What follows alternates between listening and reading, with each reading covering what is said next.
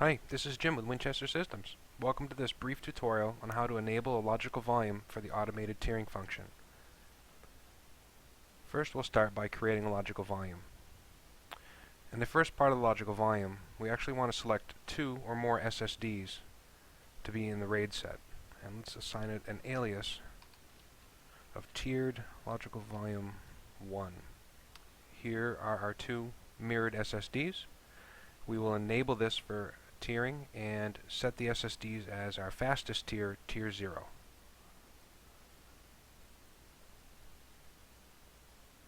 Now that our volume is created, you'll notice that it created one logical drive, which is the mirrored pair of SSDs. Let's assign that an alias as well.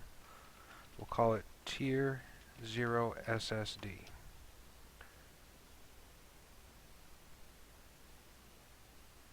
Now to enable auto tiering on the volume, we're going to need to expand the volume with another logical drive, and the next logical drive will be comprised of nearline SAS drives to make up a tier 1.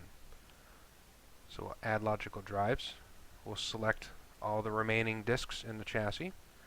You'll see it's enabled for storage tiering and already set for a tier 1. And we'll put these drives together in a RAID 6 configuration. Now that we've expanded our tiered logical volume 1 with this logical drive 2, which is comprised of the nearline SAS drives, we're going to assign this an alias as well. And we'll call this tier 1 hard disk drives. Always good to have an alias. It makes administration much easier.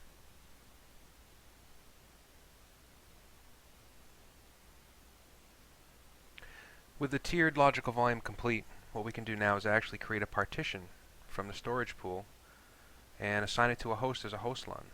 So we can give this an alias as well. We'll call this tiered partition 1, and let's just make it 100 gigabytes.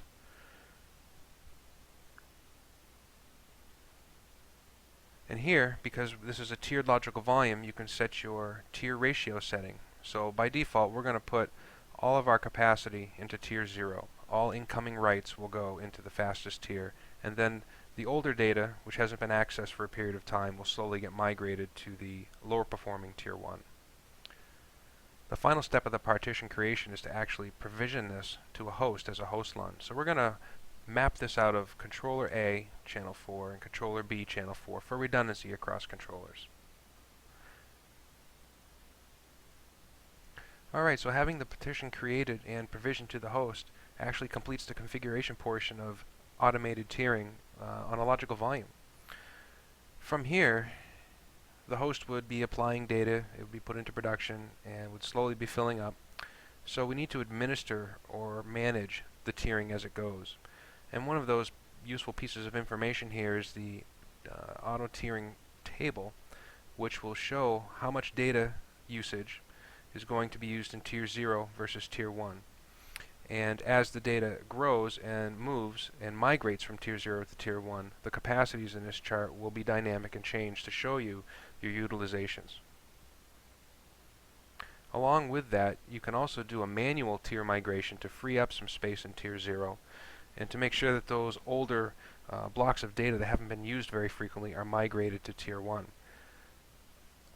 Along with manually doing this, you can schedule a tiered migration at your convenience. You can assign it an alias. We'll do tier schedule 1.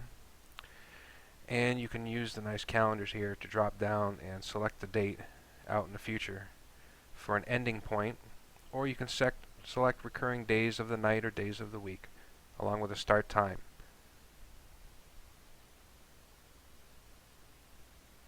And with that, that briefly sums up the functions and configuration options for automated tiering on logical volumes. There are many more details that could be gotten into, so please feel free to reach out and contact your representative from Winchester Systems or visit us on the web at winsys.com for more information. Thanks for joining. We'll see you next time.